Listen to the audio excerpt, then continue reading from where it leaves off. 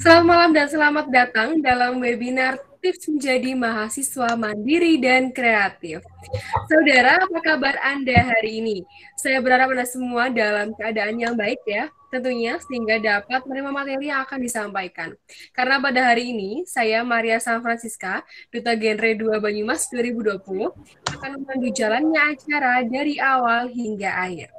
Nah, ada sebuah pepatah nih yang mengatakan bahwa bermimpilah setinggi langit, karena apabila kamu jatuh di antara bintang-bintang. Nah, saya yakin kita semua pasti memiliki mimpi atau angan-angan ya, dan juga rencana kehidupan yang indah, yang cemerlang. Nah, kira-kira apa sih cita-cita rekan-rekan sekalian? Apakah ingin lulus dengan cum laude, kemudian membangun usaha sendiri, atau apapun itu, percayalah, usaha kita harus dimulai dari hari ini, dari saat ini. Kesuksesan kita ditentukan dari bagaimana kita membangun langkah demi langkah. Diawali dengan memiliki karakter mandiri serta kreatif. Nah, siapa nih yang bersemangat dan excited untuk mendengarkan ulasan pembicara kita lebih lanjut? Oleh karena itu, tetap stay di sini ya sampai berakhirnya acara ini agar kita ini sama-sama memperoleh insight baru bersama narasumber hebat pada malam hari ini. Sebelumnya saya mengucapkan terima kasih, banyak terima kasih kepada rekan-rekan media, founder Dua Laki Channel, empat pembicara kita, dan rekan-rekan webinar yang berbahagia pada malam hari ini. Baiklah, kalau begitu saya akan memperkenalkan keempat pembicara kita pada malam hari ini. Yang pertama ialah Ibu Lanate Kuncoro SH sebagai Ketua Umum Perempuan Indonesia Maju. Selanjutnya adalah Kak Anjani Ranjani Esos yang saat ini merupakan mahasiswa Magister Manajemen dan Kebijakan Politik UGM. Kemudian ada Kak Ratu Mutiara Beatrix Manalu AMDSH, Pegawai Suku Dinas Lingkungan Hidup Jakarta Timur. Dan yang selanjutnya adalah Ibu Niki Pravitri MSI, dosen FISIP Universitas Sultan Ageng Tirtayasa. Dipandu oleh moderator kita pada hari ini adalah Alfatesya Rahmariski dan Haris Siregar. Sebagai permulaan, saya akan mengajak hadirin sekalian nih untuk menyanyikan lagu Indonesia Raya.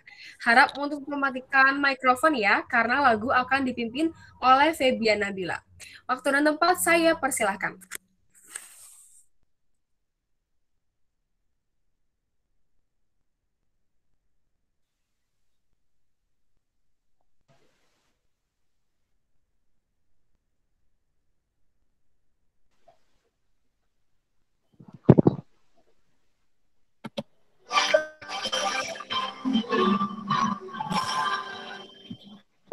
Indonesia ternapi pada darahku, di sana aku berdiri jadi pandu ibuku. Indonesia kebangsaan dan tanah air.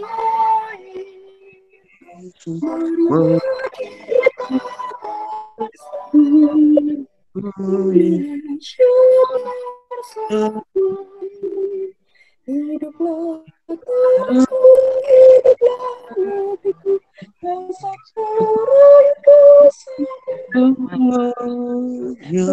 wajibnya untuk Indonesia Raya.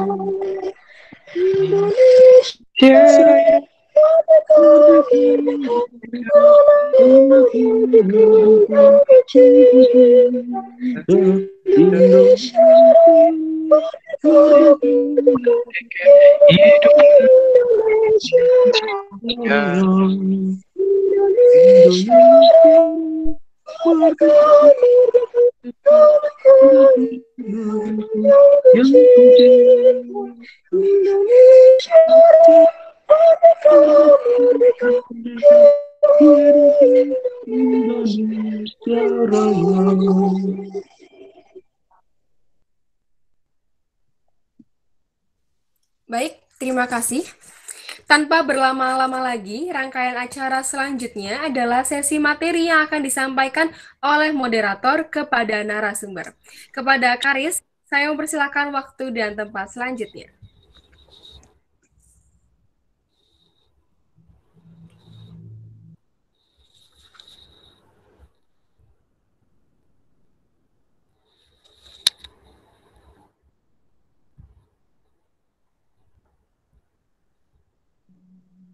Oke, karena Karisnya belum bisa masuk lagi ya, jadi sekarang akan dibantu oleh Tesya terlebih dahulu. Oke, perkenalkan nama saya Tesya, dan kali ini kita ada 4 pembicara yang super hebat semua nih. Yang pertama sendiri ada Ibu Lanati Kuncoro SH yang merupakan Ketua Umum Perempuan Indonesia Maju. Lalu ada Mbak Ranjani yang merupakan mahasiswa Magister Manajemen dan Kebijakan Publik UGM. Ada juga Mbak Ratu Mutiara Beatrix Manalu yang merupakan pegawai suku Dinas Lingkungan Hidup Jakarta Timur. Dan ada juga Mbak Niki Pravitri yang merupakan dosen FISIP di Universitas Sultan Ageng Tirtayasa. Lalu untuk penyampaian pertama, untuk materi pertamanya, langsung akan saya serahkan kepada Kak Karis. Silahkan. Halo semuanya, selamat malam. Apakah mendengar jelas suara saya? Ya, jelas Mas. Oke. Jelas Pak. Selamat malam semuanya, selamat datang buat para pembicara. Dan terima kasih juga buat para peserta yang sudah hadir, ada hampir 100. Oke, kali ini kita akan membahas tentang tema menjadi mahasiswa mandiri dan kreatif. Pembicara pertama itu ada Mbak Lana, dia itu dulu kuliahnya di, dia dulu kuliahnya ada di S1 Fakultas Hukum Universitas Kristen Indonesia tahun 1992. Dan yang kedua itu ada Karatu Mutiara Beatrix Manalu. Dia dulu kuliah di D3 Bahasa Inggris Unsud tahun 2013 sampai 2016. Dan S1-nya Hukum Wijaya Kusuma tahun 2013 sampai 2017. Yang ketiga adalah Mbak Niki. Mbak Niki dulu kuliah di S1 Administrasi Publik Unsud dan S2-nya di Unsud juga, dan Student Exchange di Graduate School of Public Administration Burapa University Thailand. Dan yang terakhir adalah Mbak Ranjani, dia adalah dulu S1 Ilmu Administrasi Negara FISIP Unsud dan S2 Manajemen dan Kebijakan Publik UGM. Dan mohon maaf, PowerPoint-nya tidak bisa ditampilkan karena kendala sinyal juga, jadi supaya untuk menghemat waktu juga, kita akan memulai pertanyaan. Untuk Kak Ratu Beatrix Manalu, halo Kak, selamat malam, apa kabar Kak? Halo, selamat malam. Boleh Kak, disapa pesertanya dulu Kak. Selamat malam semuanya. Semoga sehat selalu ya, dimanapun kita berada. Oke, baik Kak. Berbicara tentang mahasiswa mandiri dan kreatif, pastinya Kakak punya pengalaman yang banyak untuk menjadi mahasiswa sebelumnya. Nah, kalau boleh tahu nih Kak, pengalaman apa sih, singkat saja sedikit untuk Kakak selama menjadi mahasiswa, apa sih yang Kakak lakukan, berpikir secara kreatifnya seperti apa, terus mandirinya seperti apa, boleh diceritakan sedikit Kak? Ya boleh. Pertama-tama makasih ya Mas Haris untuk pertanyaannya.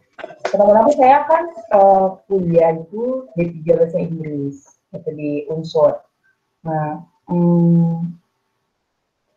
setelah itu berbarengan dengan S1 Hukum, karena kebetulan background orang tua saya orang Batak dan mengimbing anak-anaknya untuk hukum, jadi saya berbarengan D3 Bahasa Inggris dengan hukumnya. Memang cukup sulit sih ya kuliah dengan dua barengan gitu, tapi saya menjalani yang D3-nya ini pagi di Unsur dan sorenya itu di Wijaya Kusuma, Universitas Wijaya Kusuma di Purwokerto juga, di Jawa Tengah. Gitu. Kalau mandiri, tadi pertanyaan mandiri ya, mandiri dan kreatif. Kalau saya itu dalam belajar, selama saya menjadi mahasiswa, saya itu belajar secara kreatif itu dengan bagaimana saya itu bisa mengenali lingkungan saya, mengenali bidang-bidang apa yang saya tekuni gitu, baik itu bahasa Inggris maupun hukum. Kelihatannya memang susah ya, bahasa Inggris dan hukum itu kayaknya wow gitu, tapi kenyataannya memang saya menjalaninya itu cukup berat, tapi karena saya percaya saya bisa menjalani dua-duanya dengan baik, sehingga saya juga lulus sesuai dengan tepat waktu gitu. Kalau untuk kreatif sih mungkin dalam bagi waktu ya, karena kalau misalnya saya kan sekaligus 2 gitu kuliahnya, jadi saya bisa memanage waktu dengan baik gitu, antara D3-nya dengan S1-nya gitu Mas Teris.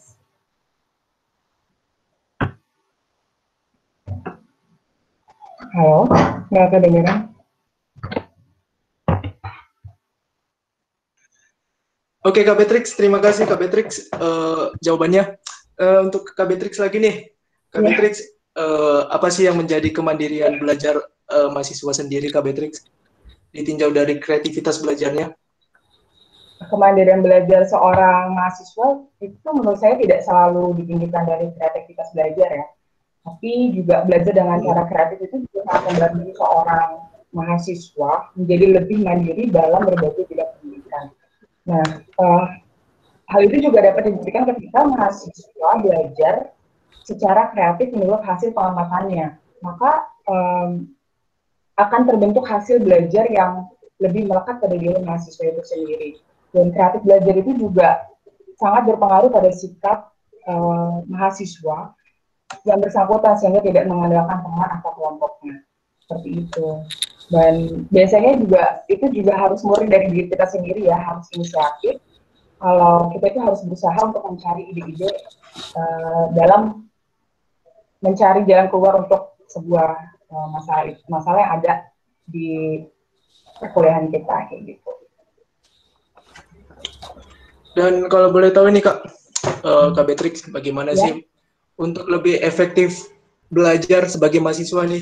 Karena kan kita kan kalau belajar ini harus memunculkan ide-ide yang kreatif dan betul harus mandiri dengan sendirinya karena kan kita sudah beranjak lebih dewasa lagi. Nah, bagaimana nih Kak untuk dari segi belajarnya ini Kak, bagaimana supaya kita lebih efektifnya untuk belajar? Ya, kalau menurut saya itu yang pertama libatkan dulu suatu hal yang menarik dalam proses pembelajaran gitu. Jadi suatu hal yang menarik itu bisa tentang hobi, makanan, atau kesukaan, atau dari cara belajar kita seperti apa. Terus untuk yang kedua, membuat proses belajar itu menjadi lebih efektif. Ide yang sudah kita temukan itu bisa digunakan untuk terus berusaha meningkatkan hasil pembelajaran itu. Sehingga dalam hasil belajar juga akan berbanding lurus dengan proses pembelajaran tersebut. Menurut saya juga mungkin harus ada ini ya, inisiatif juga dari dalam diri kayak gitu supaya kalau awalnya aja dia niat untuk belajar pasti nggak akan tersedak-sedak kayak gitu. Tapi kalau misalnya belajar udah tidak niat pasti akan tidak ada akan gerak. So start everything from the inside, start from yourself.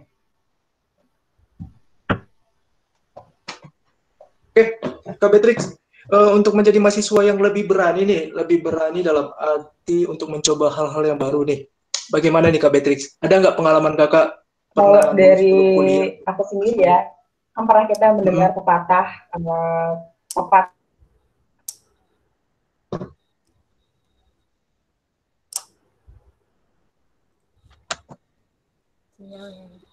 Bagaimana Kak?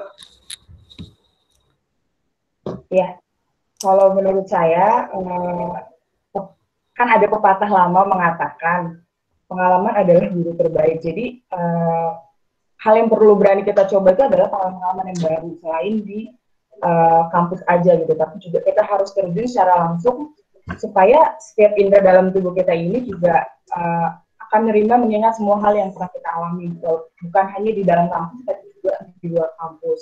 Nah, halnya juga ketika seorang tidak terjun langsung, maka pengalaman yang dia kembangkan, kreativitas dan mandirinya itu bisa jadi hal itu cepat hilang dan berakhir. Jadi menurut saya cobalah hal-hal yang baru gitu di luar dari kampus itu juga. Kamu perhitungkan baik buruk, positif, negatif dan hal-hal yang lainnya. Tetapi terus mencoba hal-hal yang baru supaya tidak stuck di situ-situ aja. Gitu. Nah, pasti kan untuk mahasiswa sendiri nih Kak, ada suatu masalah, problema mungkin dalam belajar atau mungkin dalam suatu hal yang lain, mungkin skripsi atau segala macam. Nih, bagaimana nih Kak untuk seorang mahasiswa mampu memecahkan suatu masalah yang kreatif dan mandiri bisa menyelesaikan masalahnya sendiri itu seperti apa, Kak? Pertama itu sikapnya ya. Kita itu kan seorang yang beda ya, beda permasalahan, pasti punya beragam permasalahan gitu. Pertama itu sikap dan pendapatnya sangat penting untuk menyelesaikan masalah. Bagaimana dia cara melihat masalah tersebut, bagaimana apakah dia berpikir rasional dan sistematis atau gampang menyerah gitu untuk suatu masalah itu. Nah, apakah dia berpikir untuk semakin rumit dalam menyelesaikan masalah itu. Menurut saya juga untuk menyelesaikan masalah bisa diceritakan juga ke orang yang tepat, yang betul-betul bisa memberikan solusi, bukan provokasi. Dan mungkin apa ya Kak ya, capaian-capaian sendiri buat mahasiswa sendiri, bagaimana menurut Kakak nih ya, capaian apa sih yang harus dicapai mahasiswa sendiri agar tercapai menjadi mahasiswa mandiri dan kreatif? Seperti apa Kak capaian-capaiannya? Menurut saya itu mampu menyelesaikan ini ya, konflik yang baik di dalam mahasiswa itu sendiri maupun dengan lingkungannya. Seorang mahasiswa juga harus menyadari bagaimana bersikap di lingkungan yang sama sekali berbeda dengan lingkungan yang yang asalnya gitu. Kita kan rata-rata mungkin yang kuliah itu pasti merantau ya. Gitu. Jadi menurut saya kemampuan adaptasi dari lingkungan kampus itu juga sangat penting gitu. Dan kita juga bisa memanage waktu dengan baik supaya kita juga mendapatkan apa yang kita inginkan di dalam perkuliahan itu. Gitu. Dan untuk melatih mental mahasiswa sendiri Kak, ini kan juga kita kan nggak bisa bilang bahwa mental mahasiswa sendiri bisa ada yang mampu, ada yang tidak. Nah, bagaimana nih Kak supaya mental mahasiswa ini bisa langsung tahan banting dan bisa langsung menjadi mahasiswa yang kreatif dan mandiri itu seperti apa Kak? Pola pikirnya apa yang perlu dirubah Kak? Kalau untuk mental mahasiswa sendiri mungkin memang awalnya kita yang maba sendiri mungkin pasti akan merasa waduh berat nih kayak gitu untuk dijalani. Semester 1 pasti juga akan mendapat nilai IPK-nya kayak kecil gitu ya. Karena materi pelajarannya juga belum begitu dipahami gitu. Tapi kalau misalnya mental itu juga harus kita coba, harus terus kita asah sesuai dengan ritme perkuliahan itu sendiri. Contohnya misalnya kita juga berani bertanya dalam perkuliahan gitu. Terus jangan malu gitu untuk bertanya dan tampil di depan gitu. Berusaha untuk mengeluarkan apa yang memang kita punya gitu. Jangan malu, jangan pernah merasa nggak mampu kayak gitu. Tapi kita justru harus belajar untuk berani maju, berani bertanya supaya kita juga terlatih dengan mentalnya gitu sih. Oke Kak Beatrix, terima kasih buat jawabannya Kak. Oke, ya. Untuk Alfatesa boleh langsung bertanya kepada siapa? Oke, sekarang kita lanjut aja langsung ke Mbak Niki ya. Ya, selamat malam. Suara saya jelas ya, Mbak? Selamat malam, Mbak Niki. Baik. Kenapa? Iya, suaranya jelas kok. Oke, baik. Oke, mungkin sebelum masuk ke pertanyaan-pertanyaan yang akan Desya ajukan, boleh dong Mbak cerita dulu pengalaman waktu dulu semasa kuliah tuh gimana sih? Baik, sebelumnya boleh saya sapa ini karena mungkin beberapa mahasiswa saya nih yang ikut malam ini ya. Selamat malam semuanya ya. Selamat malam juga untuk yang saya hormati Mbak Lana Kuncoro SH ya. Kemudian rekan-rekan narasumber yang lain, Mbak Beatrix dan Mbak Ranjani, dan teman-teman tim yang sudah, bisa saya bilang ini relate banget sama judulnya ya, masih mahasiswa tapi sudah punya inisiatif untuk bikin acara seperti ini. Saya acungi jempol ya, karena ini sebenarnya kami alma maternya sama gitu ya. Ini jadi reuni dengan adik kelas seperti itu. Baik, dulu waktu saya kuliah, mungkin saya sudah angkatan tua sekali ya. Saya 2011 masuk di Universitas Jenderal Sudirman sebagai mahasiswa administrasi publik. Saat itu juga saya adalah tipe orang yang suka dengan tantangan. Kebetulan saya itu ngerantau ya dari Bogor ke Purwokerto. Dan teman-teman pasti sangat tahu bahwa banyak sekali organisasi ya di FISIP. benar ya Mbak. Mbak Tesya pasti juga salah satu Banyak banget, Mbak. pengikutnya ya. Saya kebetulan aktif lima, tapi saya juga punya planning untuk berprestasi juga tentunya di bidang akademik. Jadi bagaimana caranya dua hal itu berjalan secara beriringan seperti itu ya Mbak. Kemudian saya juga aktif di berbagai kegiatan seperti ospek ya, Mbak Tesya ikut panitia ospek. Itu sangat Enggak, untungnya kemarin soalnya udah sibuk yang itu bisa dibilang apa ya, mega proyeknya bagi mahasiswa Iya. senior pasti menjadi panitia seperti itu ya, dengan persiapan yang luar biasa dan treatment yang luar biasa seperti itu. Kemudian saya alhamdulillah lulus tepat waktu. Kemudian saat saya lulus saya mendapatkan penawaran beasiswa seperti itu, yaitu namanya beasiswa unggulan. Saat itu sebenarnya saya tidak ingin melanjutkan S2, tapi karena cita-cita saya waktu itu ingin banget jadi PNS ya, karena relate sekali dengan jurusan saya. Gitu. Ya salah, masih S1 kan masih sangat idealis gitu ya. Kemudian karena waktu itu moratorium, tidak ada penerimaan CPNS selama 2 tahun ke depan, akhirnya saya menangkap peluang itu. Karena kebetulan S2 itu memberikan penawaran untuk saya bisa student exchange ke Thailand. Jadi dari 23 anak diseleksi lagi Mbak, sebanyak 5 anak. Jadi walaupun banyak omongan, alah cuma Thailand, paling kan gitu kan ya, Thailand kan masih serumpun dengan Indonesia, tapi kenyataannya ketika Anda belajar di sana dan lebih dari sebulan, Anda bisa menemukan banyak perbedaan dan pelajaran yang berharga. Seperti itu ya, sepertinya apa yang saya alami relate sekali dengan temanya ya. Saya itu bisa dibilang sudah merantau kemana-mana. Waktu saya lahir di Jakarta, besar di Bogor, saya kuliah di Purwokerto selama 6 tahun, berikut dengan S2-nya. Kemudian di Purwokerto pasti Mbak Tesya dan Mas Karis juga suka jalan-jalan mengelilingi Jawa Tengah ya pastinya. Kemudian naik gunung dan segala macamnya. Lalu saya ke Thailand dan sekarang saya bekerja di Banten Serang. Jadi ini mungkin contoh dari kemandirian ya, yang mudah-mudahan bisa menjadi inspirasi bagi teman-teman mahasiswa. Seperti itu Mbak, singkatnya. Nanti kepanjangan ya. Baik. Iya. Oke deh, berarti Mbak Niki udah pernah lah yang ngalamin gimana rasanya jadi seorang mahasiswa yang harus mandiri dan kreatif lah ya. Nah, menurut Mbak Niki sendiri nih, apa sih pengertian sederhana dari kreatif dan mandiri biar mahasiswa juga ngerti dari arti sederhananya sendiri gitu? Baik. Waduh, ini dosen diuji ya.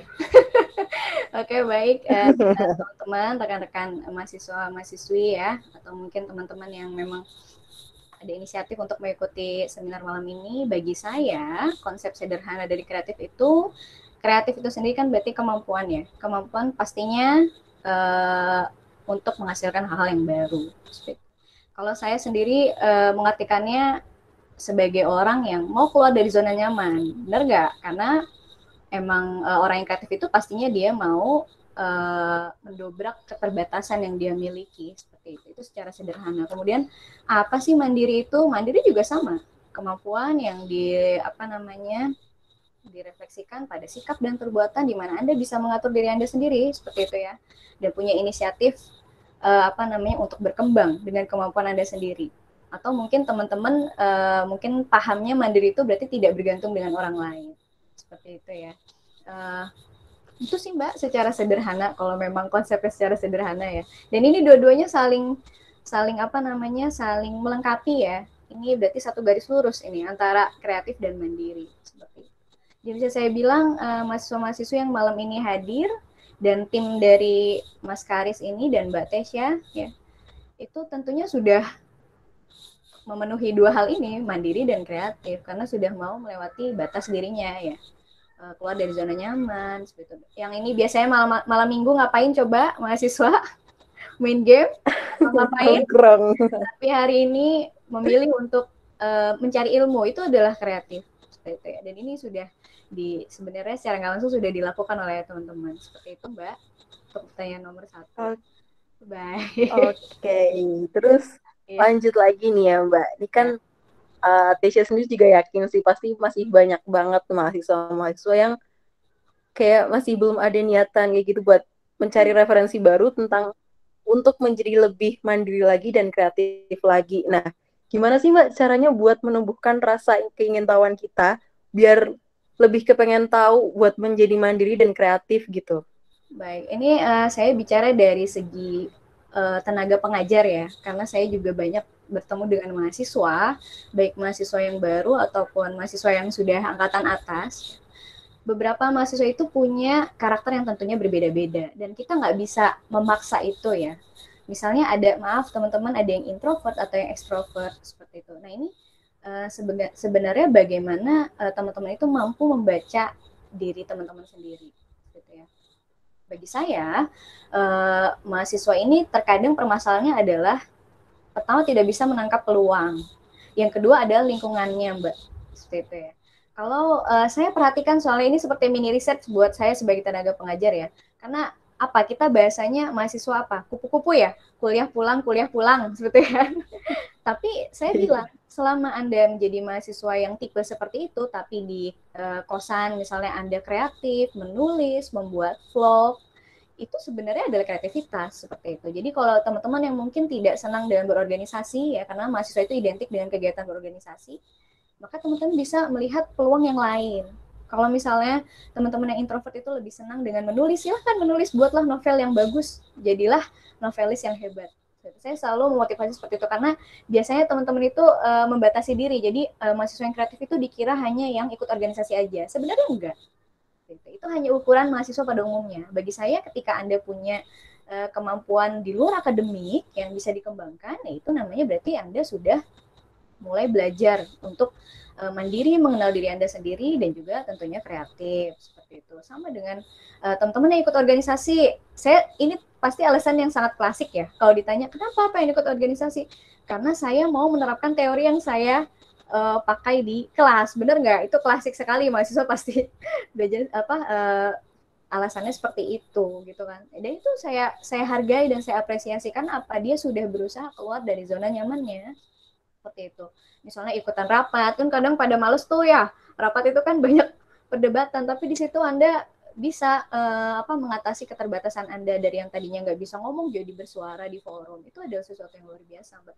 Berarti intinya apa? Maka mulailah dari mengenali minat diri sendiri dulu, kemudian benar tadi kata Mbak Betrik, Anda nyamannya di mana? Gitu ya. Karena ada orang yang bisa dipaksa, ada yang tidak. Gitu ya. Nah ini tergantung teman-teman nyamannya di mana. Sama juga kayak belajar. Saya sebagai tenaga pengajar harus benar-benar memahami mana mahasiswa saya yang bisa lebih senang mendengarkan, membaca, seperti itu ya. Jadi balik lagi mengenali diri sendiri, dan yang paling penting adalah niat. Gitu. Yang paling penting. Kalau udah nggak niat ya udah nggak bisa. Gitu ya. Nah biasanya niat itu bisa dari sendiri atau dari lingkungannya. Kalau lingkungannya juga malas untuk membuat hal baru ya kemungkinan akan mengikuti arus saja, seperti itu sih Mbak. Aduh ini jadi kepanjangan ya, maaf ya. Walaupun Mbak buat sharing-sharing juga. Terus Mbak, Ya, lanjut lagi nih ya. Ya, baik. Untuk menjadi mahasiswa yang mandiri dan kreatif itu kan juga dari yang cerita Mbak tadi itu pasti butuh juga yang namanya kepercayaan diri kan. Karena kalau misal kita nggak percaya diri, nggak bakal maju juga kita nantinya. Nah, kenapa sih kepercayaan diri itu perlu ditanamin di seorang mahasiswa biar jadi lebih mandiri lagi dan kreatif lagi? Oke, baik. Ini konsep yang Mbak Tesya jelaskan ini semuanya satu garis lurus antara kreatif, mandiri, dan kepercayaan diri. Seperti itu ya. Berarti kalau kita mau mulai kreatif dan mandiri, mulainya dari mana? Berarti ruhnya adalah kepercayaan diri. Kenapa butuh kepercayaan diri? Karena dengan kepercayaan diri Anda bisa mengatasi kecemasan Anda. Itu yang paling pertama. Ya. Kadang kita malas berkreativitas, saya takut salah, saya takut gagal. Itu adalah kecemasan. Dan bagaimana Anda bagaimana Anda menanggulangi itu atau menyelesaikan masalah itu ya dengan kepercayaan diri. Gitu. Kepercayaan diri itu nggak bisa datang sendiri, harus dilatih. Ya. Kenali dulu kekurangan Anda. Saya dulu anak yang sangat kutu buku, ya. Saya dulu bahkan tidak ada keinginan untuk ikut organisasi, tapi saya punya lingkungan saya. Ya, kebetulan kakak kelas yang sangat memotivasi, kata dia alangkah lebih baiknya kalau apa yang kamu pelajari itu kamu praktekkan. Akhirnya saya belajar bersuara di forum, ya, mengatasi kecemasan saya, deg-degan juga, ya, keringat dingin juga seperti itu. Tapi kan, ya itu balik lagi, kita harus belajar untuk memulai kepercayaan diri itu, karena nggak bisa datang sendiri itu, nggak bisa. Belajar pelan-pelan, jangan dipaksa seperti itu Mbak. Karena kenapa? Ini aspek yang paling penting. Jadi ruhnya antara kreatif dan mandiri itu mulainya dari kepercayaan diri. Anda bisa mengatur diri, bisa berani jadi anak rantau mandiri yang tadinya makan disiapkan oleh orang tua, ya sekarang harus menyiapkan sendiri. Itu dari namanya apa? Itu mandiri. Berarti Anda sudah bisa mengatur diri sendiri. Pede, itu ya, percaya diri. Caranya gimana? Belajar. Ya, dimulai dengan diri sendiri, dimulai pelan-pelan dengan menganalisa kekurangan Anda dulu. Apa sih yang bikin Anda nggak percaya diri? Kebanyakan mahasiswa itu sulit bicara di depan forum, Mbak. Orang kadang ditunjuk itu mereka deg-degan. Jadi sekarang walaupun belajar daring via Google Meet, walaupun ditunjuk, itu mereka masih deg-degan. Padahal nggak ketemu dosennya langsung ya. Seperti itu. Jadi masih deg-degan. Apalagi mahasiswa maba nih ya. Maaf, mahasiswa baru maksud saya. Nah itu, jadi teman-teman harus belajar. Selama Anda merasa benar ya, di jalan yang benar, kenapa enggak? Why not gitu? Ayo coba gitu ya, dan kenali dulu kelemahan Anda apa, lalu atasi kelemahan Anda dengan kepercayaan diri tersebut. Seperti itu Mbak, kira-kira. Lalu Mbak, gimana sih Mbak cara seorang mahasiswa untuk bisa mengkolaborasikan menjadi satu antara mandiri sama kreatif itu? Oke, saya ini yang paling sering saya treatment sama mahasiswa saya adalah pertama, saya suka dengan tantangan. Ya, kalau misalnya tidak ada pemantiknya, maka pemantiknya berarti dosennya. Seperti itu ya. Saya selalu, misalnya gini, saya nggak suka buku bahasa Inggris, Bu. Saya pokoknya nggak mau, Bu. Nggak bisa, saya nggak bisa. Itu namanya Anda tidak kreatif, tidak membatasi diri, Anda tidak percaya diri, benar nggak? Kalau misalnya dalam satu kelas itu 40 anak, berarti 40 anak semuanya tidak percaya diri dengan bahasa Inggris, tidak mau mandiri belajar bahasa Inggris, tidak kreatif untuk belajar bahasa Inggris, maka pemantiknya siapa? Tenaga pengajarnya. Akhirnya saya beri tantangan. Saya berikan buku dalam bahasa Inggris, bagaimana caranya Anda kerja cerdas supaya Anda semua bisa memahami bahasa Inggris. Ini minggu depan tesnya ya. Baru minggu depan itu. Nah, akhirnya mau tidak mau, suka tidak suka, mereka akhirnya belajar, Mbak. Ya. Belajar untuk membaca dan keluar dari zona nyamannya. Seperti ya. Makanya kenapa kuncinya adalah Anda harus siap dengan tantangan dan mengambil tantangan itu. Itu kalau mau percaya diri, mandiri dan kreatif, tentunya harus suka dengan tantangan. Dan jangan pernah takut untuk salah. Ini yang kadang Bu, saya mau bikin produk. Saya ingat banget waktu itu Mbak mengajar kewirausahaan. Jadi dia itu nggak punya kulkas Mbak. Lucu ini. Maksudnya saya nggak punya kulkas. Ya karena kosan nggak ada kulkas, bener nggak? Tapi saya selalu kasih tantangan. Saya pokoknya tidak mau tahu, Anda tidak boleh membuat produk yang biasa aja. Anda harus membuat produk yang luar biasa, yang diminati sama mahasiswa itu apa? Akhirnya apa coba Mbak? Yang keluar idenya ya teman-teman, mahasiswa saya membuat namanya es krim sayur. Dari sayur. Dari yang nggak bisa masak, itu bikin es krim sayur dan itu enak. Jadi pertama kali saya suruh nyoba, itu masih trial and error ya. Jadi dia bawa-bawa termos es itu, bertiga, gotong-gotongan. Terus yang lebih lucu lagi apa coba? Dia minta tolong warung di sebelah kosannya untuk nitip es krimnya, Mbak. Untuk nitip es krimnya supaya beku. Supaya besok pas presentasi hasilnya bagus. Dan saya bilang, capek Mbak, sangat capek Bu. Lalu apa pelajaran berharga yang Anda dapatkan? Pertama, saya menangkap tantangan dari Ibu. Kedua, saya jadi bersosialisasi dengan warga sebelah saya, yang tadinya saya cuma belanja di warung doang, sekarang saya membuat produk, ibunya malah tertarik, seperti itu. Misalnya, ibunya jadi bertanya, oh mahasiswa itu seperti ini ya, effortnya untuk jadi untuk mengerjakan tugas ini untuk apa? Kewirausahaan. Oh, bagus ya anak muda belajar untuk berwirausaha. Seperti itu, Mbak. Jadi bagi saya menangkap peluang. Kadang kalau tidak ada pemantiknya ya, untuk tantangan itu mahasiswa itu sulit. Ya. Maka lingkungannya perlu menjadi pemantik supaya mahasiswa itu suka dengan tantangan.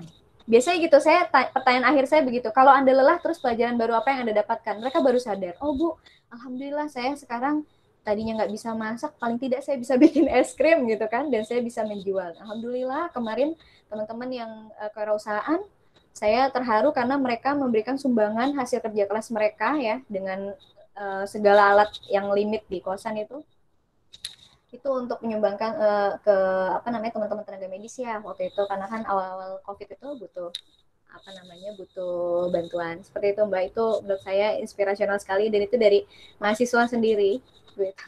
Jadi harus siap dengan tantangan. Itu Mbak kuncinya. Gitu Mbak. Wow, hebat ya mahasiswa ibu ya bisa bikin es krim sayur. Biasa. Masih ngomongin soal ide lagi nih Bu. Baik. Tadi masih ngomongin soal ide lagi nih Mbak. Bagaimana sih seorang mahasiswa itu harus memunculkan ide yang kreatif dan mandiri dalam mengikuti perkuliahan yang ada di jurusannya masing-masing? Karena kan setiap jurusan pasti beda-beda kan mata kuliahnya kan. Nah, gimana sih caranya mahasiswa itu bisa memunculkan idenya itu? Caranya adalah meningkatkan rasa ingin tahu, ya. Apalagi pasti teman-teman sekarang ini pasti sekarang sedang menikmati banget kurikulum baru ya, Kampus Merdeka, benar? Nah, itu mewajibkan mahasiswa itu tidak hanya fokus pada satu jurusan, ya. Misalnya jurusan IPA, minimal harus juga paham tentang politik dan masuk kelas politik, gitu ya.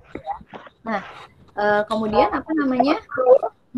Saya rasa yang paling utama adalah meningkatkan rasa keingintahuan.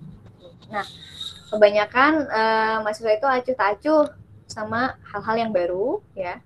Makanya kenapa Anda perlu sekali belajar untuk menumbuhkan rasa keingintahuan dalam diri Anda. Sekarang ini sudah sangat terbuka ya. Saya rasa kalau masih ada mahasiswa yang masih menutup diri, ini bagaimana gitu, tidak bisa menangkap peluang ya. Karena Kampus Merdeka ini Anda bisa memilih kampus kuliah di mana aja, bertemu dengan teman baru ya kan. Saya nggak tahu nih Mbak Tesya ikutan nggak program mahasiswa pertukaran ya via by daring seperti itu kok. Ya, seperti itu ya Mbak. Jadi saya nggak ikut Bu. Nggak ikut, oke, nggak apa-apa. Nanti juga pasti ada peluang. Ya, karena memang ini kita dibatasi dengan situasi pandemi, nggak apa-apa. Yang penting yang diawali dengan rasa ingin tahu dan ingin mencoba belajar hal yang baru. Jadi sebenarnya muaranya satu ya. Niat juga, kepercayaan diri juga. Nah, sekarang tinggal teman-teman harus percaya bahwa di era pandemi ini, di era yang serba digital ini, Anda harus banyak tahu. Ya, kalau enggak nanti jadi orang yang ketinggalan. Gitu. Makanya kenapa caranya adalah belajar selalu ingin mencoba hal baru, tidak pernah berhenti belajar dan mencoba untuk mencari tahu hal baru yang belum pernah Anda lakukan. Seperti itu Mbak ya. Dan punya keinginan untuk berkembang pastinya. Jadi kalau Anda banyak tahu tuh biasanya Anda berkembang. Seperti itu Mbak. Gitu Mbak. Oke deh Mbak, yang terakhir nih ya Mbak. Ini yang menurut saya emang pasti banyak banget mahasiswa yang pasti penasaran juga sih, apalagi yang aktif di organisasi juga. Time management Mbak, tentang time management. Ini yang baik tuh gimana sih buat mahasiswa, apalagi buat yang kepengen mandiri dan kreatif juga, itu harusnya seperti apa time managementnya? Baik, bagi saya ukuran time management yang baik itu berarti patokannya adalah kuliah Anda bagus, organisasi Anda juga berjalan dengan bagus. Dan itu nanti dinilainya di akhir wisuda, benar nggak? Ya. Kalau misalnya dari segi akademisi penilaian bagus itu ada dari segi pengalaman dan kedewasaan Anda dalam belajar, serta IPK pastinya ya, mau tidak mau, suka tidak suka, IPK pasti tetap menjadi ukuran ya. Kemudian organisasi itu sampai Anda selesai menyelesaikan tugas Anda di LPJ, berarti Anda tidak banyak membuat kesalahan. Itu adalah 2 indikator keberhasilan time management. Gimana caranya? Ini adalah yang saya ingat-ingat waktu saya kuliah dari dosen saya juga ya. Yang pertama itu, kalau Anda di kuliah, lupakanlah soal organisasi. Pertama, fokuslah kuliah, lupakan organisasi. Saat Anda di organisasi, lupakan dulu urusan kuliah. Fokuslah dengan urusan organisasi. Kemudian yang kedua adalah Anda harus komitmen ya, bahwa Anda harus mampu menjalani keduanya secara beriringan.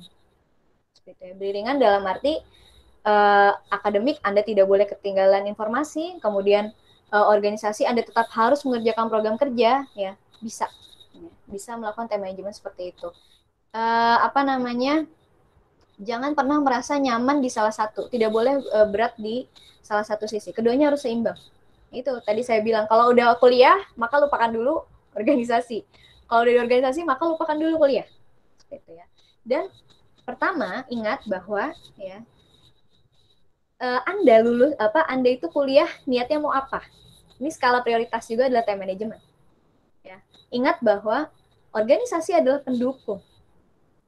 pendukung Anda menerapkan teori yang Anda dapatkan di kuliah.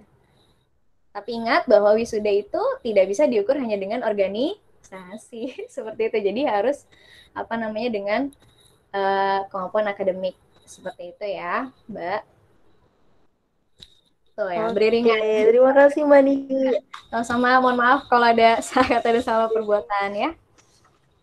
Iya, nggak apa-apa Mbak, sharing-sharing udah sangat membantu sekali. Terima kasih. Oke, mungkin habis ini langsung lanjutin aja ke narasumber selanjutnya, akan saya serahkan ke Karis, silahkan. Oke, terima kasih Mbak Niki atas jawabannya dan terima kasih juga Tessa yang sudah memandu pertanyaan. Saya bertanya Mbak Lana, halo Mbak Lana, apakah masih ada di Google Meet Mbak? Iya, masih hadir nih Mas Karis. Oke Mbak, selamat malam Mbak. Selamat malam. Boleh disapa dulu Mbak peserta yang ada di Google Meet ini Mbak, supaya bisa saling mengenal. Oke. Selamat malam semuanya. Assalamualaikum warahmatullahi wabarakatuh. Salam sejahtera bagi kita semua. Om Swastiastu, Namo Buddhaya, salam kebajikan, Shalom. Senang sekali saya malam ini bisa hadir bersama-sama dengan para mahasiswa. Saya kalau dibilang jadi pembicara di acara apa aja, saya hayo-hayo deh ya. Tapi kok kalau dengan mahasiswa sayanya jadi grogi ya, gitu ceritanya. Kebalik. Jadi begitu. Kali ya saya bisa join di acara pada malam hari ini. Berasa muda sekarang saya nih. Oke Mbak Lana, terima kasih atas kehadirannya Mbak. Untuk awal Mbak, boleh Mbak cerita dulu Mbak tentang pengalaman kuliah waktu di Universitas Kristen Indonesia Mbak. Pengalaman kuliahnya seperti apa? Oke, hold on please.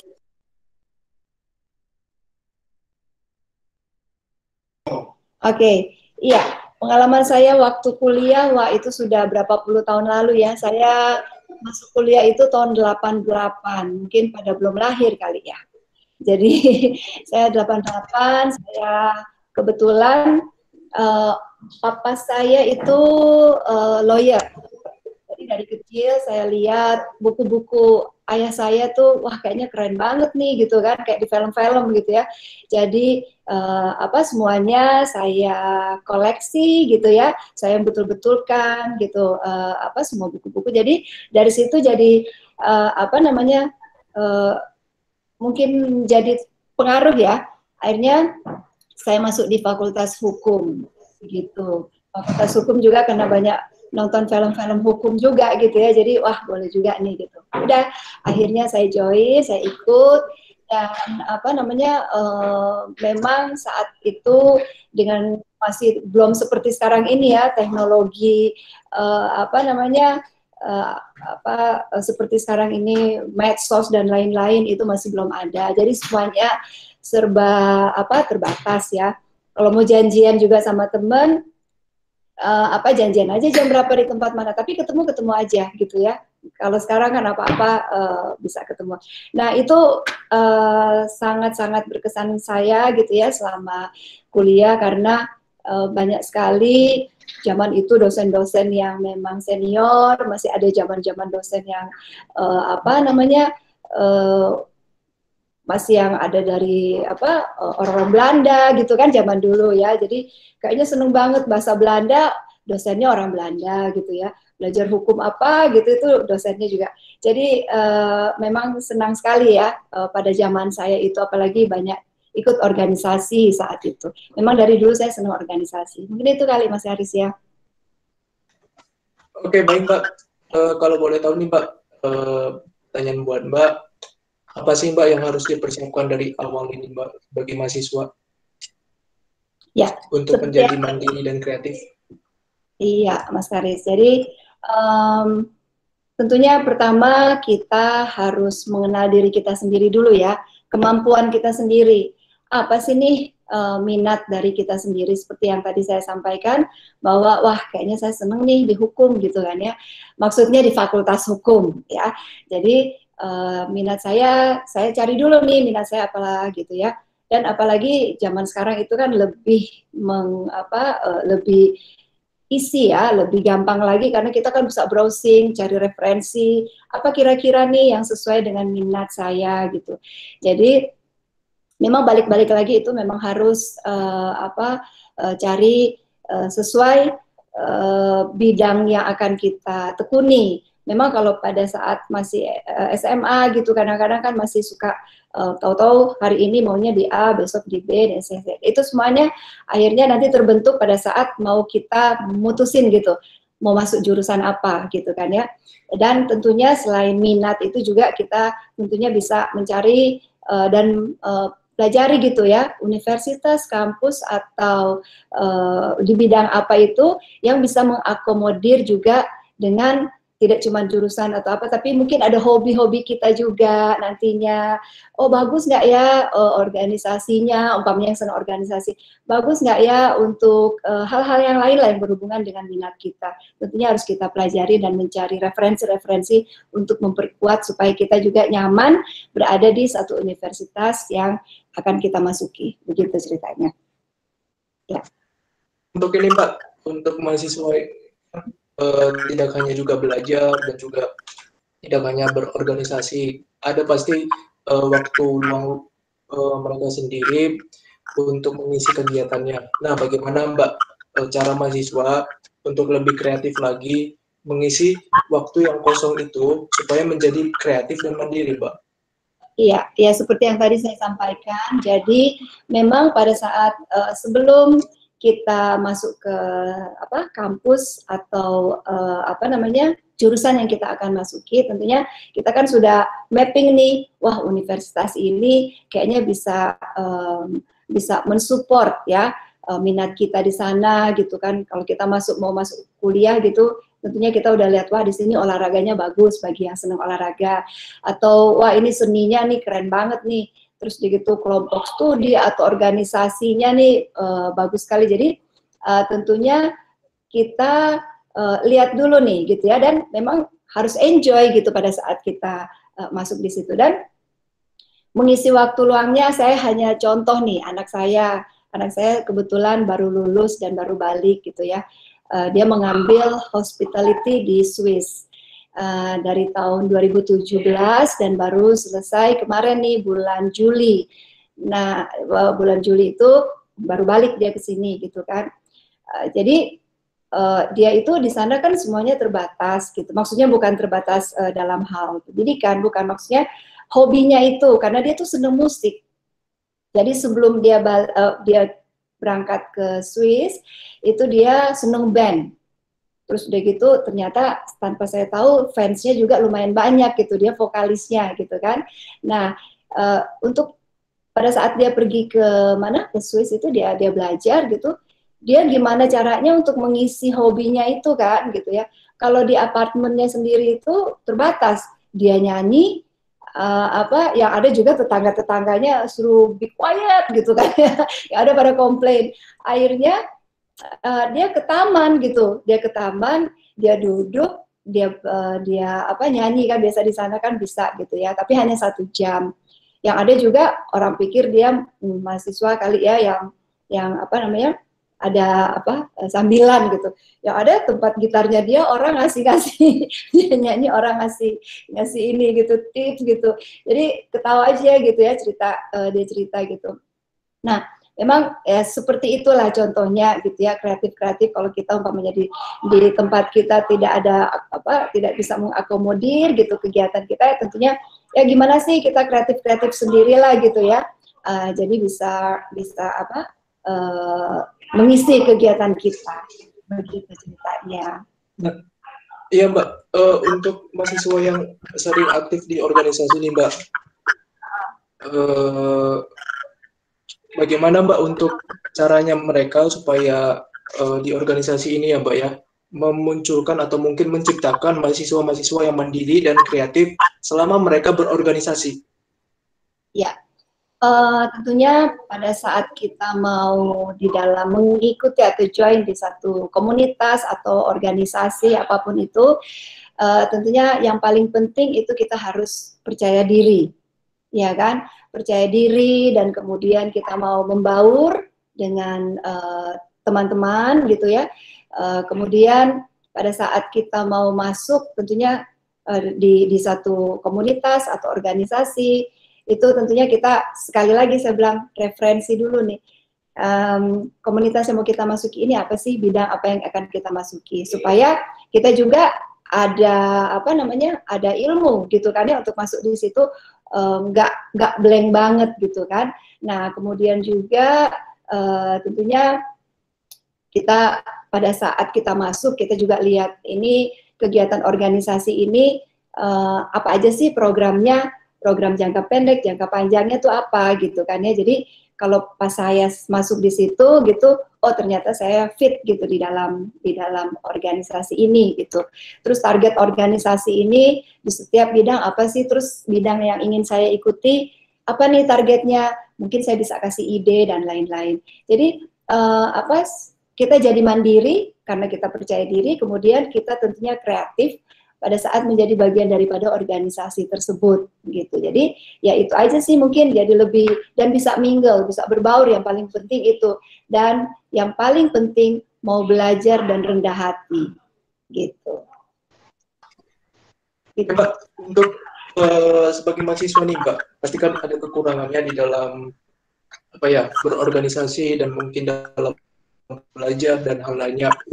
Bagaimana nih Mbak untuk menutupi kekurangan setiap yang ada di mahasiswa sendiri Mbak di dalam dirinya? Bagaimana caranya?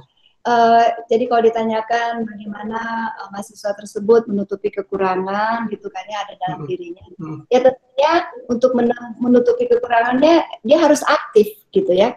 Dia harus aktif, memperkaya pengetahuannya dengan menambah yang saya bilang lagi, referensi harus rajin membuka diri gitu ya. Terus begitu terbuka dengan informasi, terbuka dengan pendapat-pendapat teman gitu, melalui bisa juga referensi melalui internet, sosial media lainnya.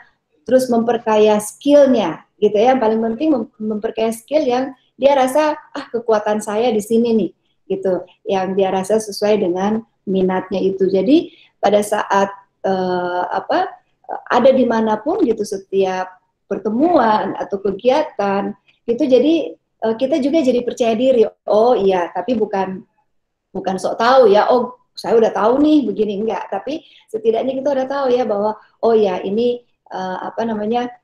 dia juga harus tahu gitu ya bahwa kekurangan saya di sini, berarti saya harus menutupinya dengan menambah lagi gitu ya, supaya saya bisa lebih mampu untuk bertemu dengan teman-teman, kalau ada pendapat dan lain-lain itu, jadi dia tidak minder gitu. Itu aja. Yang penting mau membekal diri dan mau belajar lebih banyak lagi. Saya rasa itu bisa membuat mahasiswanya itu menjadi pede atau percaya diri gitu. Dan bagaimana Mbak untuk seorang mahasiswa sendiri Mbak untuk bisa belajar dengan temannya, karena kan pasti temannya juga memiliki kelebihan sebagai mahasiswa yang kreatif dan mandiri. Nah, bagaimana supaya mereka tidak minder atau mungkin tidak malu untuk belajar dengan temannya, seperti apa tuh Mbak? Bagaimana caranya? Di dalam suatu organisasi atau perkumpulan itu terdapat karakter yang berbeda-beda, ya kan? Di tengah-tengah kawan-kawan sekitar kita itu tentunya cara pemikiran, cara pendapatnya tentunya berbeda-beda. Nah, dari situ kita bisa belajar banyak gitu ya. Ternyata teman saya ini pinternya di ini nih gitu ya.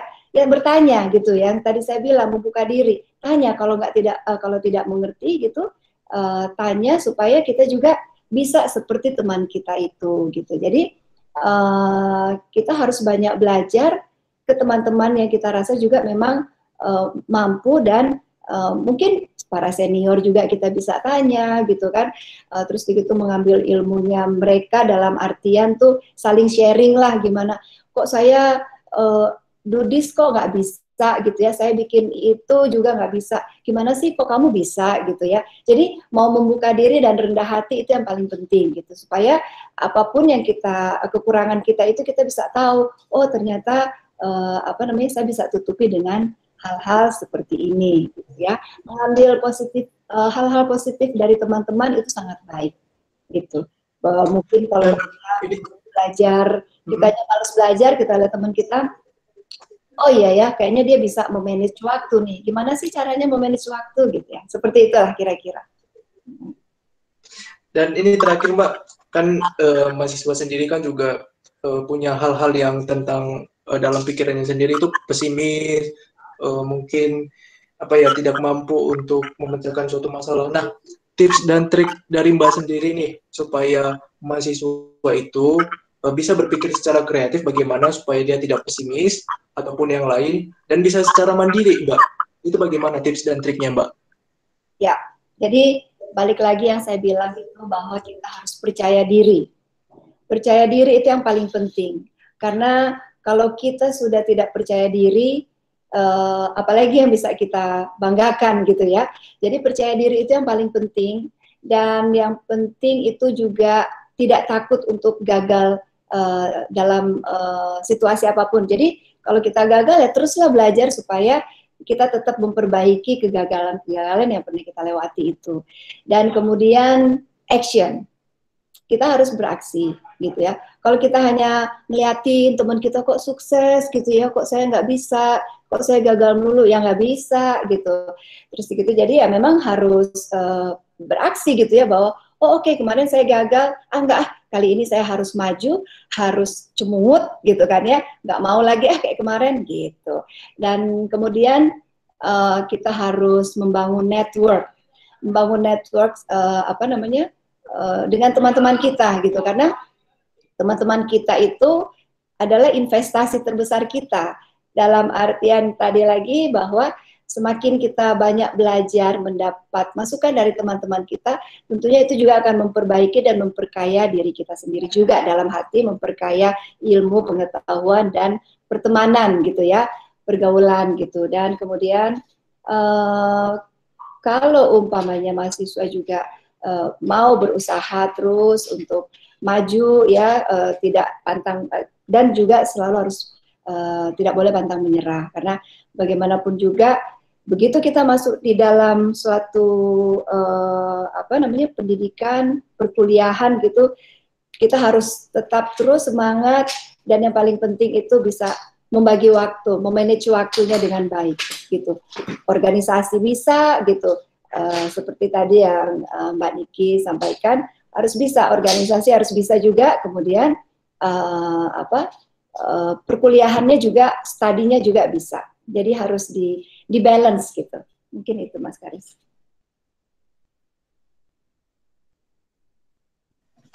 Oke, Lana, terima kasih atas jawabannya, sangat luar biasa sekali jawaban yang Mbak berikan. Ya. Untuk pertanyaan terakhir bisa dikembalikan untuk Al-Fatihah untuk ke Mbak Ranjani. Baik, terima kasih Karis. Sekarang kita langsung saja ke Mbak Ranjani ya. Selamat malam Mbak Ranjani. Ya, selamat malam. Oke, mungkin sebelum kita lanjut ke pertanyaan-pertanyaan dari Tesya nanti, Mbak Ranjani boleh dong sharing-sharing dulu tentang pengalaman kuliahnya dulu gimana? Atau sama sekarang juga mungkin ya? Oh iya. Selamat malam semuanya. Assalamualaikum warahmatullahi wabarakatuh. Waalaikumsalam.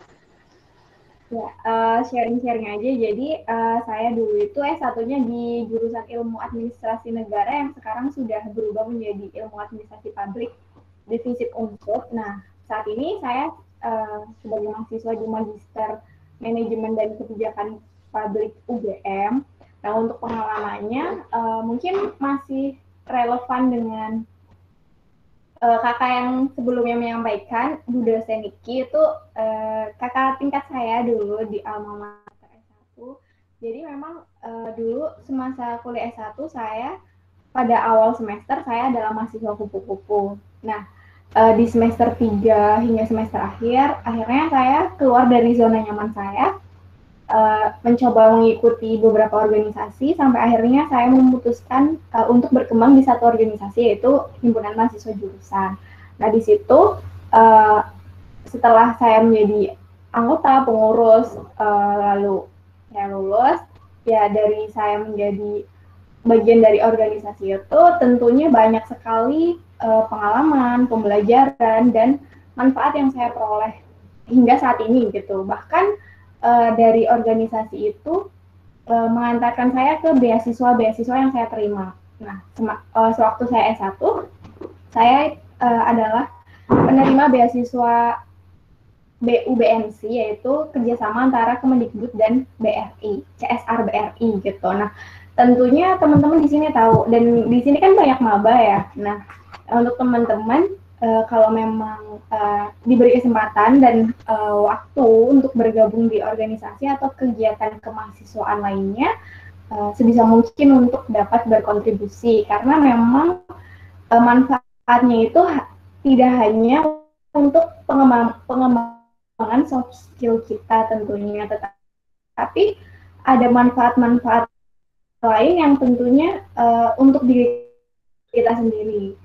Contohnya adalah berbagai jenis beasiswa, mungkin bahkan seluruh jenis beasiswa itu mencantumkan salah satu prasyaratnya adalah aktif gitu, pengalaman organisasi, dan itu yang saya alami sendiri. Jadi saya dulu itu berangkat dari karena saya pengurus hima, pertama itu, yang kedua tentu nilai, itu mengantarkan saya ke beasiswa UBNC BRI, dan akhirnya dari soft skill yang saya dapatkan di hima itu dan masih relevan dengan tema talk show atau webinar malam saya setelah lulus, ini adalah award LPDP. Tentunya dari seluruh proses seleksi LPDP itu saya mengalami sendiri betapa diberatkannya kontribusi kita sebagai mahasiswa di kampus gitu. Jadi organisasi itu sangat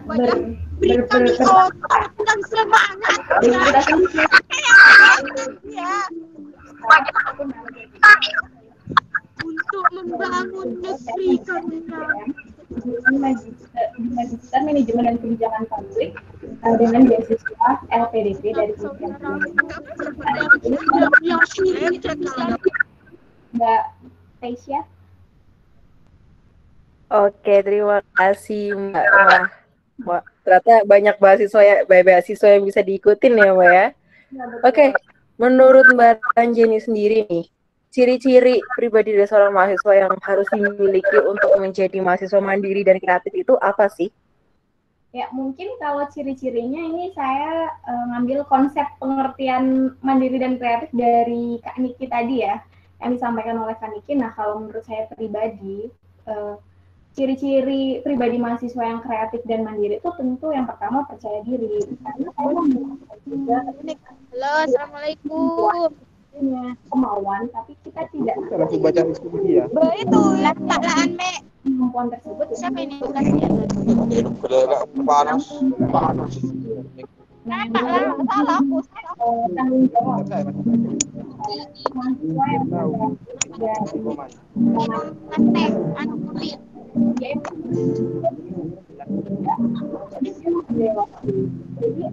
seperti yang tadi menghargai waktu yang saya maksud ini,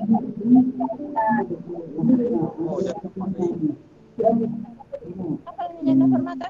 tentunya mengesampingkan manajemen waktu itu ada gitu. Nah, selanjutnya kalau kita dikatakan sebagai mahasiswa mandiri dan kreatif itu ketika kita menguasai keahlian dan keterampilan yang sesuai dengan bidang kita gitu, dan tentu mampu untuk bekerja sendiri. Itu sih jawaban dari saya, Mbak Tasya. Oke, terus lanjut lagi nih ya Mbak.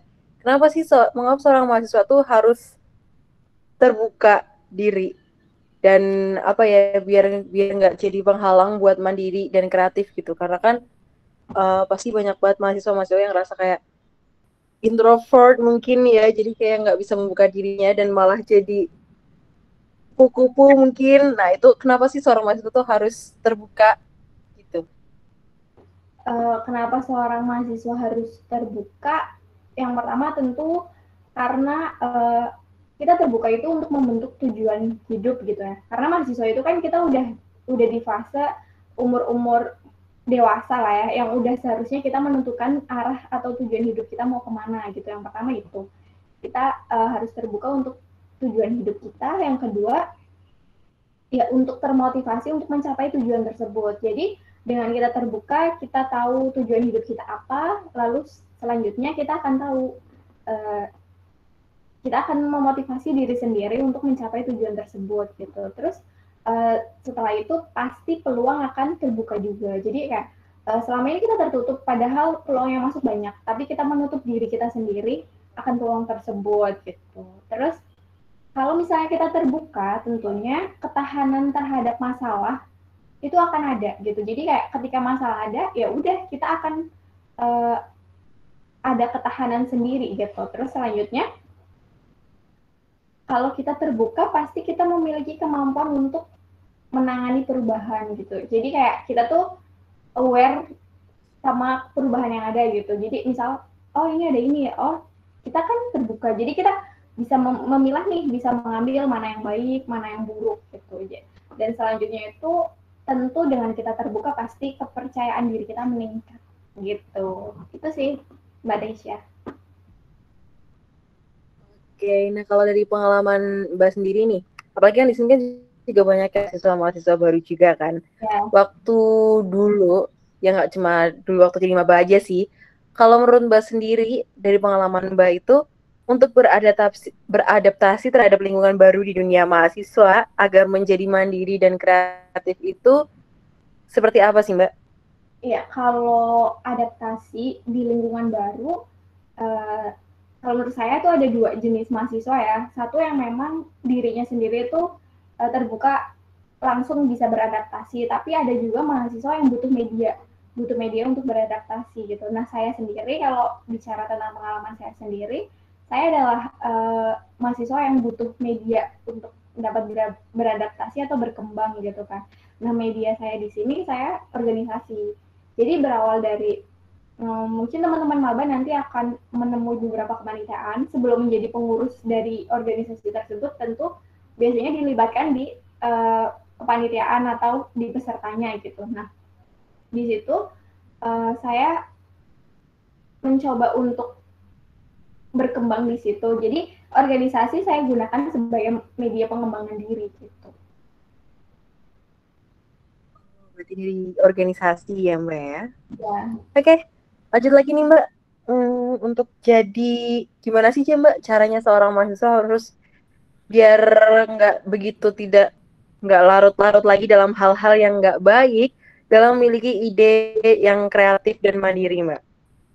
Iya, untuk nggak larut ke hal yang nggak baik, tentu sebagai mahasiswa kita kan harus punya filter dari diri sendiri tentang good and bad things gitu ya. Nah, seharusnya kita sebagai mahasiswa banyak mengisi waktu kita untuk kegiatan-kegiatan positif gitu. Jadi ketika kita mengisi waktu kita untuk kegiatan positif, tentunya di kegiatan tersebut akan berisi circle atau orang-orang yang positif juga. Nah, yang kita dapatkan atau insight yang akan kita dapatkan adalah positivity gitu. Jadi negatif tentu pasti ada, tentu pasti datang karena itu pasti berdampingan gitu. Tapi balik lagi tentang gimana kita bisa ngefilter itu semua. Jadi kemampuan kita sih. Jadi kalau misalnya kita kayak pertanyaan yang kedua tadi sih, kenapa mahasiswa harus terbuka? Karena kalau misalnya kita terbuka,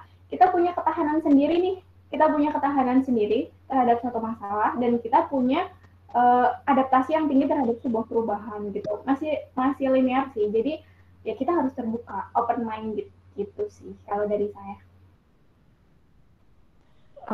Oke deh Mbak. Oke, lanjut lagi nih ya Mbak. Untuk pasti banyak banget mahasiswa yang ngerasa kayak mereka nggak pantas untuk menerima kritikan gitu kan. Banyak banget mahasiswa yang susah untuk terbuka terhadap kritikan-kritikan. Nah, gimana sih Mbak cara seorang mahasiswa itu biar lebih terbuka lagi terhadap kritikan-kritikan yang mereka terima untuk memiliki pengalaman dalam berkreatif dan mandiri itu Mbak?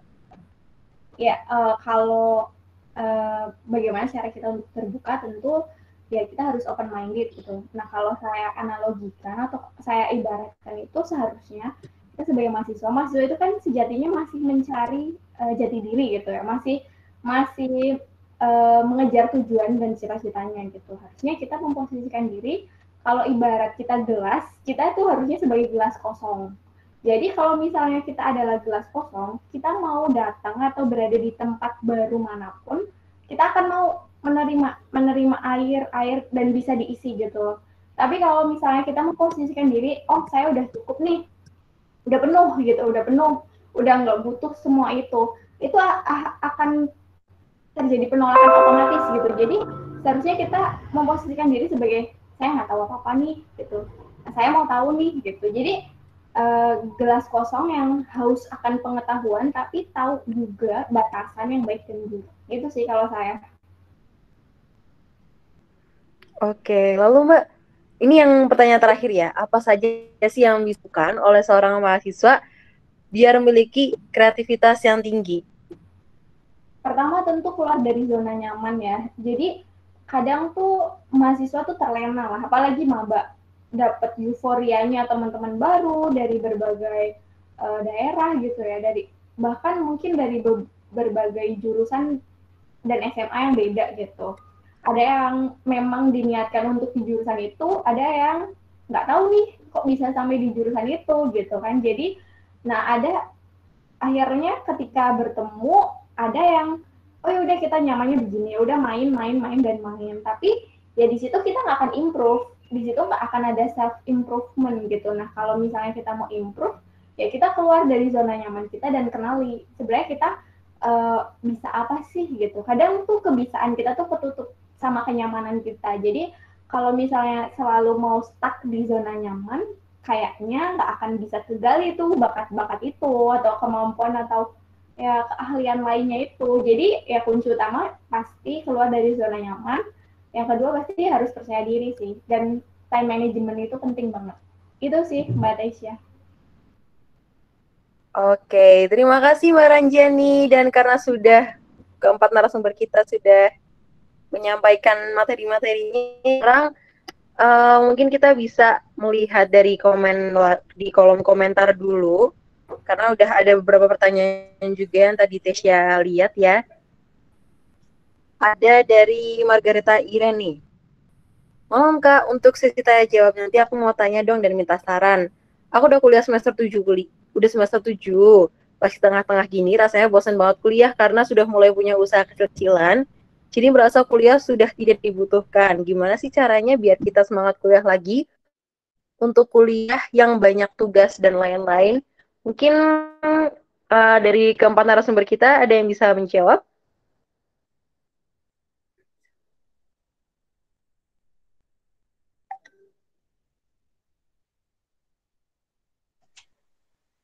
Mungkin dari Mbak Lana sendiri bisa dijawab dulu Mbak pertanyaan dari peserta yang tadi.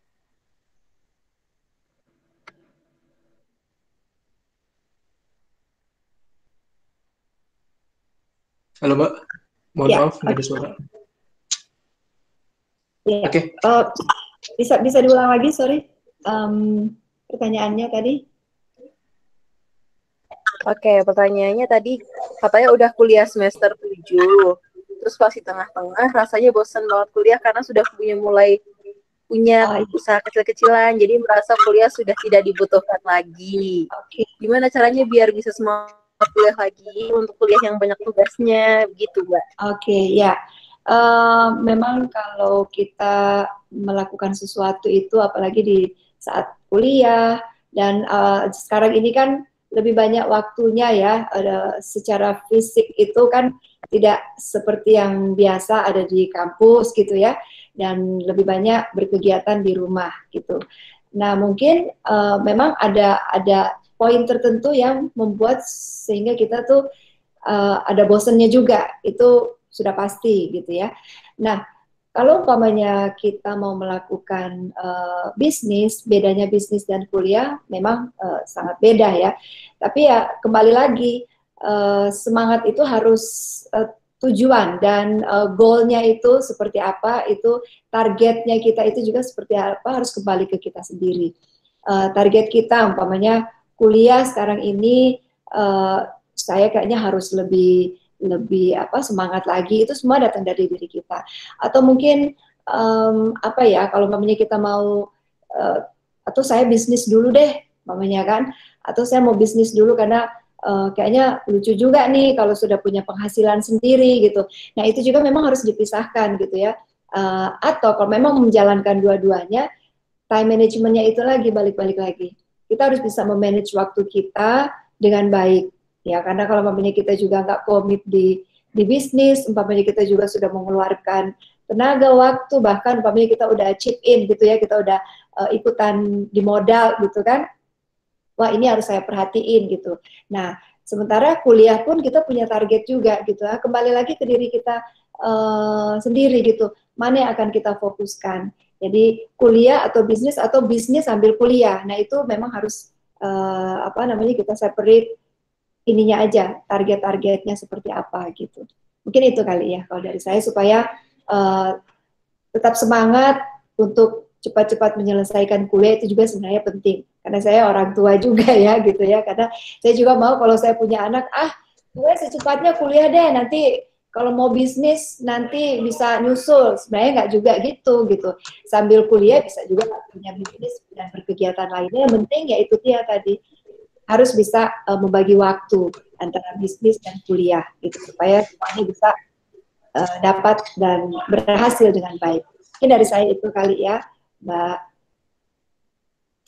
Ya, Mbak Lana, terima kasih atas jawabannya, Mbak. Ya. Ini Mbak, untuk pertanyaan terakhir buat semuanya, ini kan kita lagi menghadapi COVID-19. Nah, bagaimana nih peran mahasiswa membantu perannya pemerintah, supaya kita juga saling sama-sama bekerja sama untuk memikirkan bagaimana cara menghilangkan kasus-kasus COVID yang ada di daerah kita masing-masing, untuk turun dan ikut berpartisipasi. Nah, bagaimana ide-ide kreatif apa yang harus dimunculkan bagi mahasiswa, dan bagaimana supaya mahasiswa harus mandiri ketika menghadapi situasi seperti ini. Untuk Mbak Niki, saya persilakan, Mbak. Ini berarti saya fokus di pertanyaan kedua, yang tadi Mbak Margaret sudah dijawab. Seperti itu. Oke, baik. Kalau boleh saya tambahkan untuk Mbak Margaret, karena saya juga seorang tenaga pengajar. Boleh, Mas? Siapa tahu ini memotivasi Mbaknya. Boleh. Karena ini masalah yang juga saya hadapi ya sebagai tenaga pengajar. Jadi banyak sekali teman-teman mahasiswa yang karena sudah bisa mencari uang, kemudian bisa bisnis seperti itu, hingga kemudian dia hilang, bosan, dari akhirnya skripsinya terbengkalai, benar seperti itu. Nah ini juga mempengaruhi juga bagi lembaga atau universitas seperti itu ya.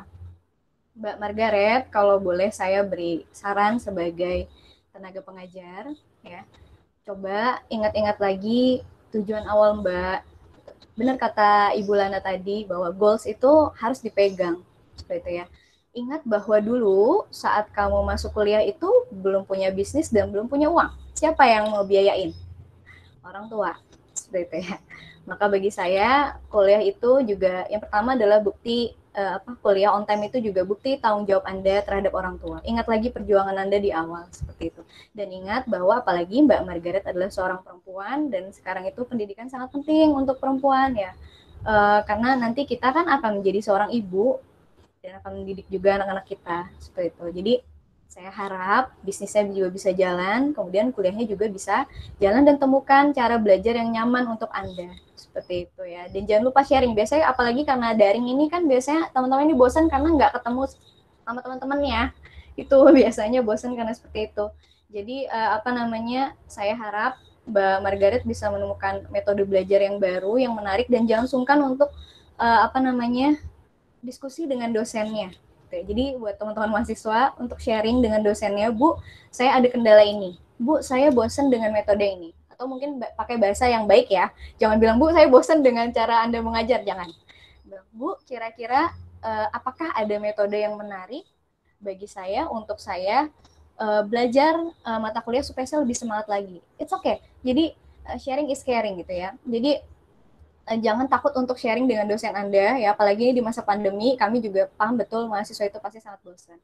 Ya, Mbak Margaret, ingat lagi di awal bagaimana perjuangan Anda mencari kuliah seperti itu, bagaimana perjuangan orang tua membiayai Anda untuk kuliah. Jadi tolong jangan sia-siakan waktunya ya. Kuliah itu mudah kok. Yang penting Anda jalani aja. Nanti juga lulus. Benar nggak? Seperti itu ya. Dan bisnis Anda insya Allah nanti jadi lebih maju ya. Karena gini Mbak, seringkali begini. Jadi masalahnya gini, teman-teman yang bekerja ini masalahnya gini, saya sering banget.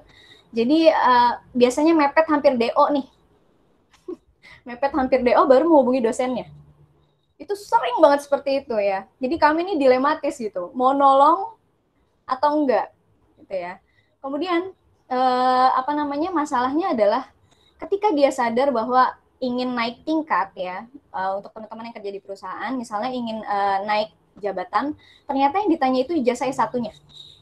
Disitulah baru dia sadar bahwa ternyata pendidikan itu sangat penting. Nah, di situ baru mentok, baru lari ke nyari dosennya, baru nyari orang-orang staf yang mengurus tentang gimana nih cara mengatasi mahasiswa yang udah hampir mepet gitu kan. Nah itu biasanya seperti itu Mbak. Ini real terjadi ya, teman-teman mahasiswa sendiri yang seperti itu ya. Jadi saya mohon Mbak Margaret ingat-ingat lagi tujuan awalnya apa ya. Carilah metode belajar yang menyenangkan untuk Anda dan jangan sungkan untuk sharing. Gitu ya. Untuk sharing kecemasan kamu dengan dosen.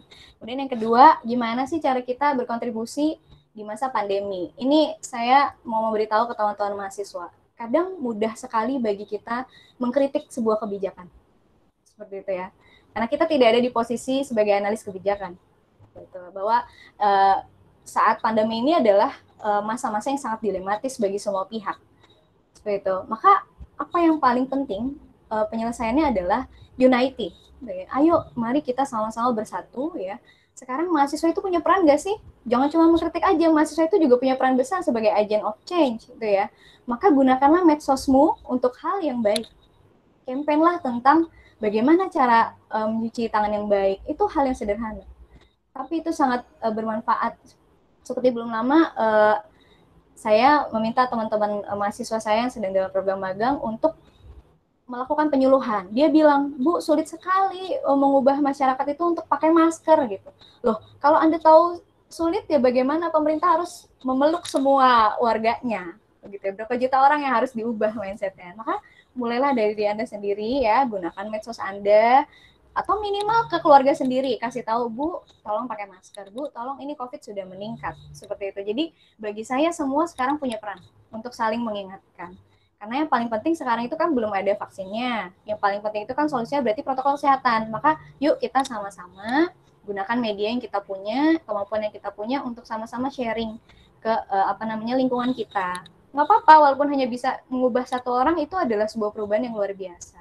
Seperti itu ya, mari kita bersatu teman-teman semuanya mahasiswa, gunakan medsosnya untuk melakukan kampanye kesehatan ya, untuk protokol kesehatan, untuk jaga jarak dan sebagainya. Itu pasti sangat berguna banget. Seperti itu ya. Itu sih Mbak, siapa namanya, Tesya ya, dan Mas Karis. Terima kasih. Oke, terima kasih Mbak Niki. Untuk Kak Beatrix, Kak, bagaimana Kak pertanyaan terakhir tadi supaya mahasiswa ikut turun tangan membantu peran pemerintah dan juga membantu masyarakat? Halo Kak Beatrix. Oke. Mungkin Kak Beatrix, oke Kak. Iya, sama seperti Mbak Niki yang tadi Mbak Niki sampaikan, kalau kita juga harus, dari diri kita sendiri juga harus menjadi contoh gitu ya, memakai masker gitu. Contohnya di kantor saya sendiri juga, walaupun saya pegawai, di dalam ruangan juga kita tetap harus pakai masker gitu. Jadi, utamakan kesehatan, protokol kesehatan, jadi jangan sampai dilupakan protokol kesehatan itu untuk memakai masker, mencuci tangan, dan juga memakai hand sanitizer. Seperti itu. Oke, terima kasih Kak Beatrix. Untuk Mbak Ranjani, Mbak, bagaimana Mbak supaya mahasiswa juga ikut berperan dan berpikir kreatif secara mandiri? Ya, kalau menurut saya untuk peran mahasiswa itu sendiri, saya kaitkan dengan generasi mahasiswa itu sendiri ya. Kita kan generasi milenial. Nah, kalau kita sebagai mahasiswa nggak usah, maksudnya saya sedang tidak bicara langkah-langkah yang terlalu besar atau terlalu futuristik gitu ya. Tapi yang bisa kita lakukan saat ini tentu ya memanfaatkan sosmed kita sebagai upaya persuasi untuk mengajak minimal teman, keluarga. Nanti kan lama-lama menyebar ke lingkungan yang lain, lebih luas lagi tentang pentingnya protokol kesehatan itu sendiri gitu, tentang pentingnya memakai masker, menjaga jarak gitu, dan khususnya untuk mahasiswa itu sih tren nongkrong ya. Jadi sekarang ini masih banyak mahasiswa yang menggampangkan COVID ini dengan ya udah tetap mengerjakan kuliah atau mengikuti kuliah di tempat nongkrong dengan alasan wifi, tapi melupakan protokol kesehatan tersebut. Jadi lebih bijaknya kita sebagai generasi milenial memaksimalkan media yang ada itu untuk persuasi, upaya persuasi ke ya circle kita lah gitu, tentang pentingnya protokol kesehatan gitu dan bahaya COVID ini gitu. Itu sih kalau dari saya. Oke, Mbak Ranjani, terakhir Mbak Lana, bagaimana Mbak peran mahasiswa sendiri Mbak? Oke, ya, saya rasa semua sudah disampaikan oleh teman-teman kita ya. Jadi intinya sebenarnya semuanya itu disiplin. Mahasiswa itu bisa menjadi agen perubahan ya di antara teman-teman juga, supaya bisa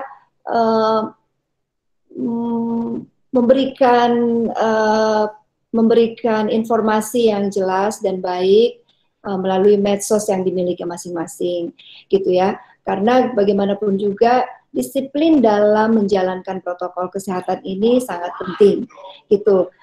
Kita selalu bicara mengenai protokol kesehatan, tapi tentunya yang paling penting itu kita balik maju sedikit lagi bahwa yang harus kita perhatikan juga bahwa itu kepatuhan. Begitu kita patuh dengan protokol kesehatan yang akan kita jalankan gitu ya, atau akan kita infokan ke teman-teman, itu ada sudah merupakan big step gitu ya. Sebisanya gitu kita bisa menjadi memberikan informasi-informasi yang baik dan benar ke teman-teman kita, bahwa 3M itu yang sangat penting. Seperti yang sudah kita ketahui bahwa protokol kesehatan itu memakai masker, kemudian menjaga jarak, mencuci tangan, jaga imunitas tubuh gitu ya. Terus begitu jangan berada di kerumunan gitu. Kadang-kadang kita kalau sudah janjian sama teman gitu kan, sudah wah santai, asik, udah lupa gitu. Lupa nih maskernya kita pasang gitu ya. Itu jangan sampai terjadi seperti itu. Gitu. Jadi baiknya disiplin itu yang paling penting untuk mereduce ya gitu ya, supaya pandemi ini bisa segera berakhir. Tentunya pemerintah juga sudah sangat sering menginformasikan hal itu, dan kita sebagai mahasiswa harus tetap terus mendukung semua apa yang disampaikan oleh pemerintah, bahwa protokol kesehatan itu sekarang ini yang paling penting gitu ya untuk kita jalankan. Mungkin dari saya itu aja dulu, Mas Karis. Oke, baik Mbak Lana, terima kasih semua buat pembicara yang sudah menyampaikan jawaban yang sangat luar biasa ini. Semoga mahasiswa yang hadir di sini bisa menangkap apa saja ya jawaban-jawaban yang sudah disampaikan oleh setiap pembicara. Dan mohon maaf bila ada kekurangan selama acara, dan pesan saya buat mahasiswa di sini dan juga para pembicara, kita saling sama-sama bergotong royong untuk mengurangi kasus COVID di Indonesia. Jadi ayo kita bantu pemerintah, kita bantu masyarakat, kita sama-sama untuk merubah Indonesia ini menjadi lebih baik lagi. Oke, terima kasih buat semuanya, selamat malam, dan acara akan ditutup oleh Maria San Francisca. Baik. Wah, luar biasa sekali ya. Saya yakin bahwa setelah mendengarkan penyampaian materi tadi, tekad kita semakin besar tentu ya untuk mengejar impian kita, menempuh pendidikan juga yang setinggi-tingginya, sehingga siap untuk bersaing di dunia kerja mendatang yang akan semakin kompetitif tentunya. Sangat seru sekali apa yang disampaikan pada malam hari ini. Mudah-mudahan kita dapat menerapkannya dan melakukan apa yang telah kita dengar bersama-sama. Baik, setelah sampai di penghujung acara, terima kasih kepada pembicara kita yang sudah berbagi ilmu dan pandangan baru yang mungkin belum pernah nih kita dengar atau peroleh sebelumnya. Rekan-rekan sekalian, jangan meninggalkan room ini terlebih dahulu, karena saat ini saya akan mengajak teman-teman untuk bersama-sama tergabung dalam sesi foto. Oleh karena itu, harap untuk menyalakan kameranya, dipersilahkan, dan nanti akan dipandu oleh Kak Karis melalui suara untuk pendokumentasian dari pada nanti keburu di foto. Oke, teman-teman, kita mulai sesi foto sebentar. Bagi peserta juga bisa screenshot juga sekalian. Oke, kita mulai. 1, 2, 3. Oke, 2 kali lagi. 1, 2, 3. Oke, lagi 1, 2, 3. Oke, masih ada kesempatan lagi buat peserta yang untuk men-screenshot. Oke, kalau begitu, terima kasih buat semuanya. Dan saya ingatkan sekali lagi bahwa kita harus membantu pemerintah juga dalam memerangi kasus COVID yang ada di Indonesia. Oke, ya, silakan. Semuanya. Terima kasih Kak Karis, saya rasa cukup ya malam ini. Terima kasih kepada rekan-rekan atau tidak berkenan dalam berjalannya acara pada malam hari ini. Kami pamit undur diri, selamat malam, sehat selalu, dan sampai jumpa di webinar kami selanjutnya.